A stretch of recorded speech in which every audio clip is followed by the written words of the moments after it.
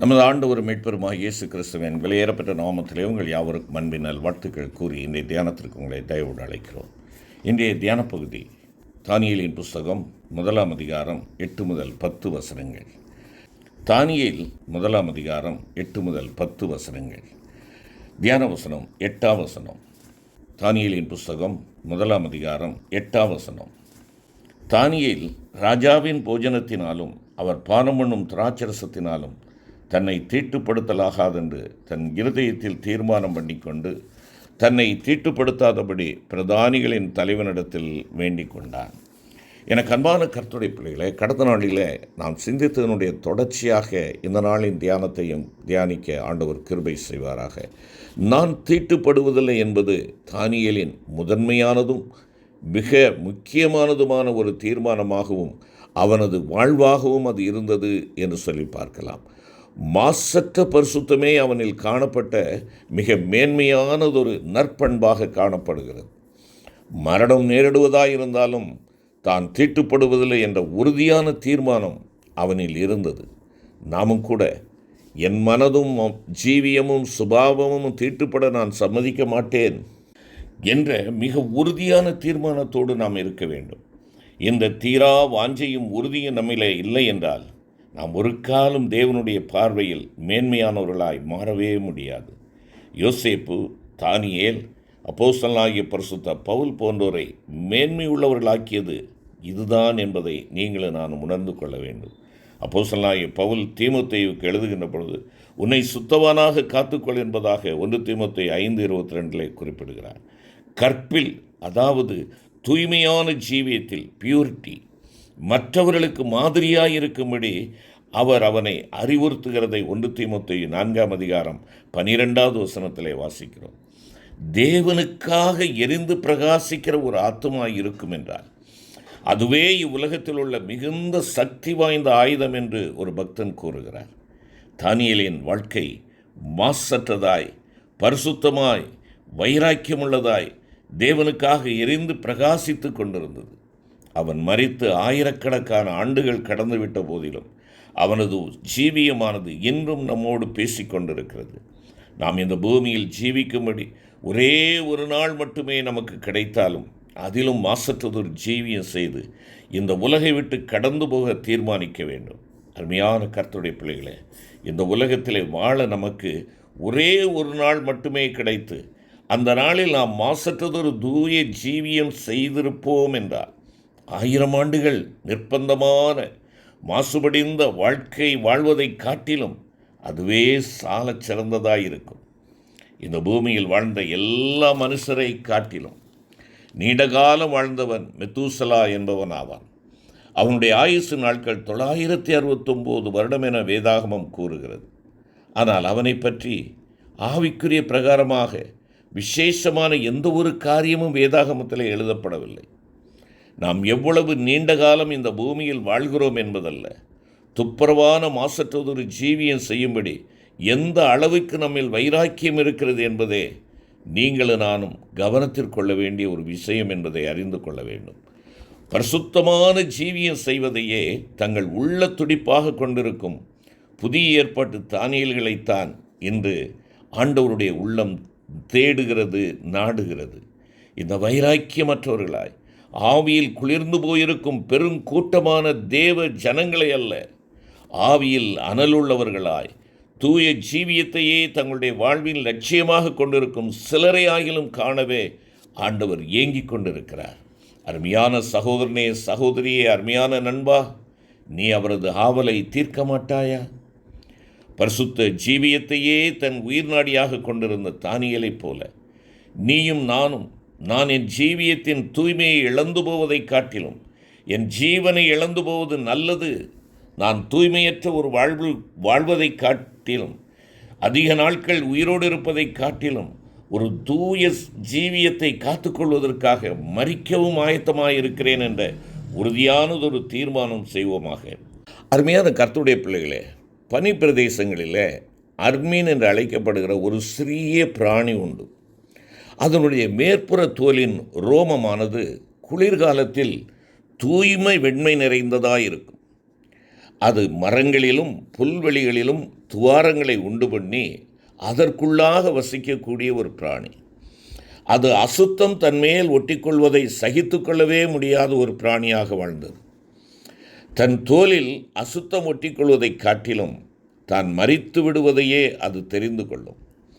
ஜனங்கள் அதனுடைய மிக மிருதுவானதும் தூய வெண்மை நிறமானதுமான அந்த ரோமத்திற்காக குளிர்காலத்தில் அதனை பிடிக்க முயற்சிப்பார்கள்.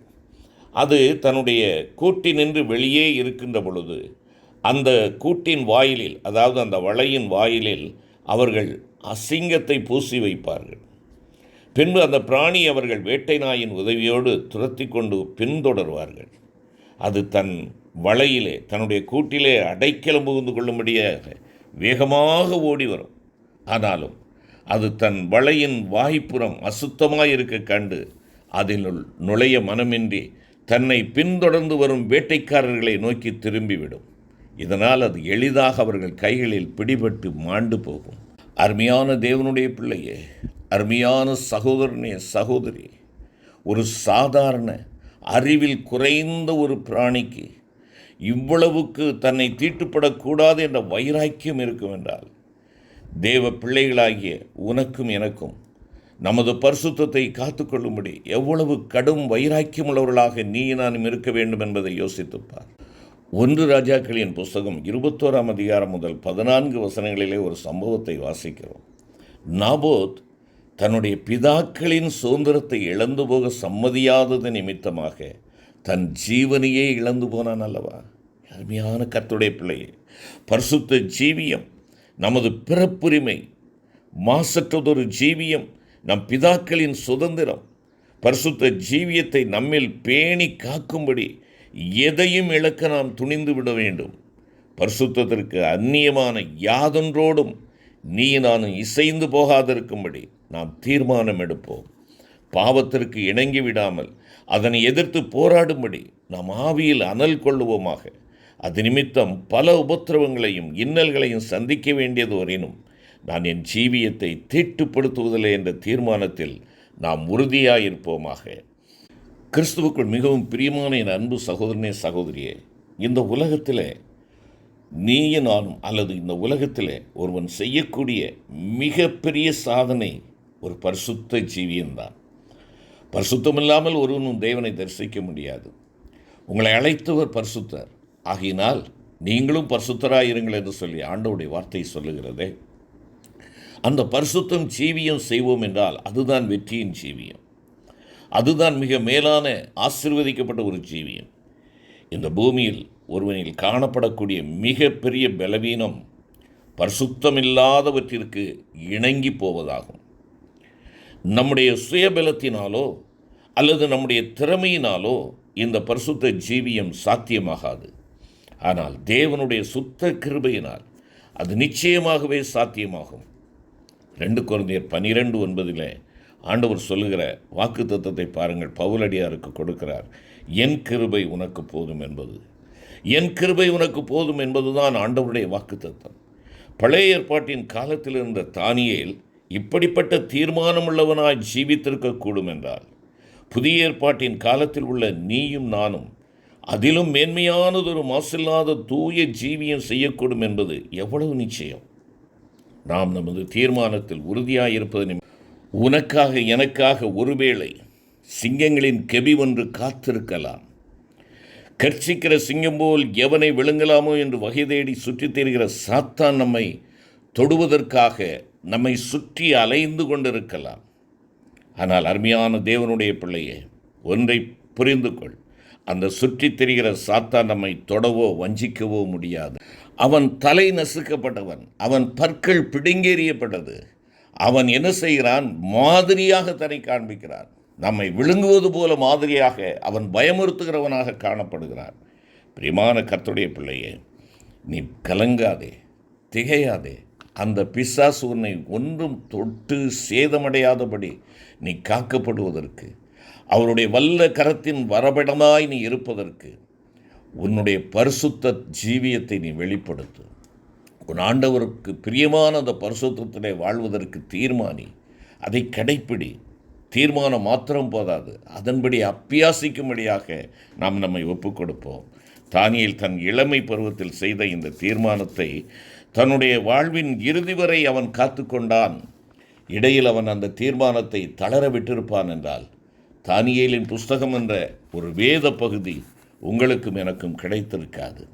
தானியேல் தான் தீர்மானித்திருந்தபடியே முடிவு பரியந்தமும் ஜீவித்தான் என்று பரிசுத்த ஆவியானவர் வேதாகமத்தின் மூலமாக சாட்சி கொடுக்கிறார். அருமையான தேவ பிள்ளையே, பரிசுத்தத்தின் அக்கினி நம் உள்ளங்களில் பற்றி எறிவதாக. கர்த்தர் சிநேகிக்கிற பரிசுத்தத்தை நீங்களும் நானும் நேசித்து அதனை தழுவிக்கொள்வோம்.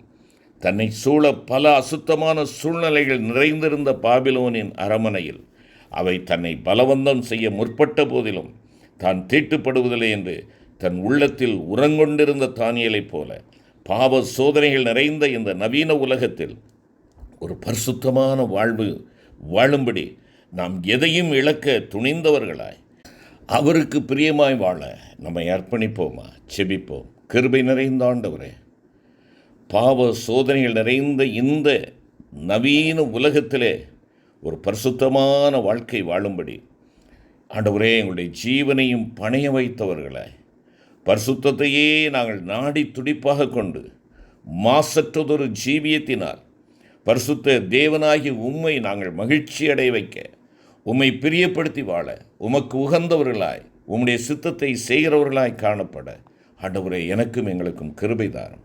மீட்பர் இயேசு கிறிஸ்துவின் மூலம் வேண்டிக் கொள்கிறோம் நல்ல பிதாவே. ஆமென்.